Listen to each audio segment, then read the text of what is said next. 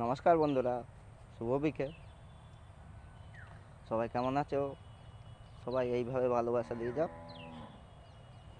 এই চন্দ্রমল্লিকার লাইন লেগে গেছে, দেখো। এই এখন বেরি করা আছে, মেঘলা আকাশ, এখন চাপা দেওয়া হবে। দেখো চন্দ্রমল্লিকার লাইন লাগলে চলে আসবে অবশ্যই পূজা নার্সারিতে।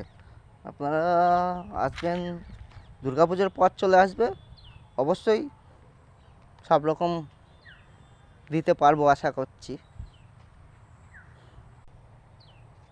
নার্সারিটা